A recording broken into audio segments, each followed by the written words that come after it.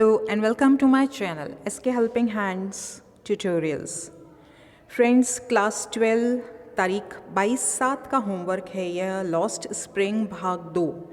पहले भाग में हमने साहिब की कहानी पढ़ी थी जो कि एक रैग पिकर होता है अर्थात कचरा बीनने वाला होता है और वो किस तरीके से कचरे में से ही अपने ज़रूरत के सामान ढूंढता है और वही उनके लिए गोल्ड के समान कीमती होता है।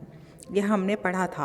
अभी जो पार्ट है वह एक मुकेश नाम के लड़के का है जो कि एक बैंगल मेकर है, चूड़ी बनाने वाला है। और इस पार्ट में यही बताया गया है कि किस तरीके से उसका पूरा परिवार और पीढ़ियाँ जो हैं इसी काम में लगी रही थी और इस कारण वे गरीब भी हैं, उन्हें कोई बहुत अच्छा वहाँ पे प्रतिफल नहीं मिल रहा है। और उसके पिताजी और उसके दादाजी अपनी आंखें भी इस कांच के उद्योग के काम के कारण अपनी आंखें खो चुके थे, वे अंधे हो चुके थे। और उसकी दादी मानती है कि मुकेश की किस्मत में भी यही सब है। तो हम पार्ट देखते हैं। पहला प्रश्न, what is the main occupation of the people of Firozabad. Occupation का अर्थ होता है कार्य, मुख्य व्यवसाय क्या था। Their main occupation is bangle making. Bangle making अर्थात चूड़ी बनाना, बैंगल चूड़ी। How does Mukesh grandmother accept life. Mukesh की ग्रैंड मदर अर्थात दादी ने इस जीवन को कैसे स्वीकार कर लिया था।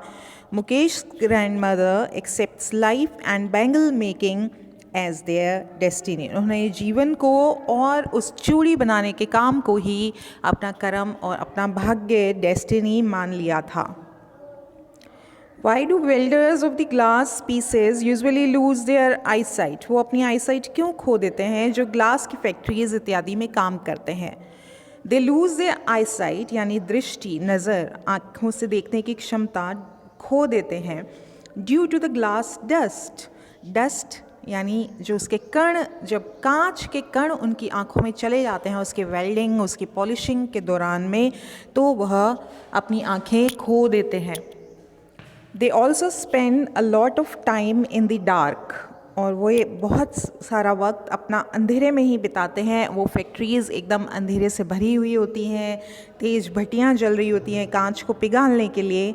सो their eyes would not adept to the bright sunlight. इसलिए उनकी आँखें तेज़ सूरज की जो रोशनी है उसके अनुसार ढल ही नहीं पाती, वे उसी के अनुकूल ढल जाती हैं, अंधेरे के अनुकूल ही। इसलिए जब वे रोशनी में आते हैं तो उनकी आँखें उस रोशनी को अडेप्ट नहीं कर पाती हैं। What does a bangle signify? Bangle की क्या खासियत है, इम्पॉर्टेंस क्या है, हमें यह बताना है। चूड़ी क्या महत्व रखती है। बैंगल्स आर सेक्रेड, चूड़ियों को पवित्र माना जाता है। दे सिग्निफाई अ वुमेन्स सुहाग, और हम सभी जानते हैं यह औरत के सुहाग का प्रतीक है। They are also considered good omen. Good omen माने कि अच्छा शकुन, ओमेन होता है शकुन, उन्हें अच्छा शकुन माना जाता है, पवित्र वस्तु मानी जाती है।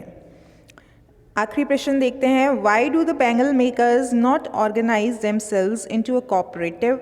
वे एक अपनी संस्था क्यों नहीं बना लेती है जो उनके हक के लिए लड़े। The bangle makers do not organise themselves into a cooperative because they are afraid of the police. Afraid का अर्थ होता है डरना। वो लोग पुलिस से डरते हैं कि उन्हें मारा जाएगा, जेल के अंदर डाल दिया जाएगा, इसलिए वह अपना कोऑपरेटिव नहीं बनाते। They have no leader among themselves, और उनके पास में कोई लीडर भी नहीं है। तो यहाँ पे आपको स्पेस देना होएगा, यहाँ लीडर के बाद अमंग अलग शब्द है। They have fallen in to the traps of the sahukars, the middle man and the politicians. और वे इन साहूकार और जो मध्य बीच के व्यक्ति होते हैं जो उन्हें वहाँ पे फैक्ट्रीज़ और में लगाते हैं, और जो राजनीतिज्ञ हैं उनका वो शिकार बन जाते हैं और इस कारण से वो अपने कोऑपरेटिव्स नहीं बना पाते हैं। सो फ्रेंड्स, आपका होमवर्क आप इसकी सहायता से इजीली कर सकते हैं। उम्मीद है आपको वीडियो पसंद आएगा। Do like the video and do share it. Thank you. Comment box में कमेंट ज़रूर किया कीजिए ताकि पता चले कि आपको कहाँ किस चीज़ की आवश्यकता और अधिक है। धन्यवाद।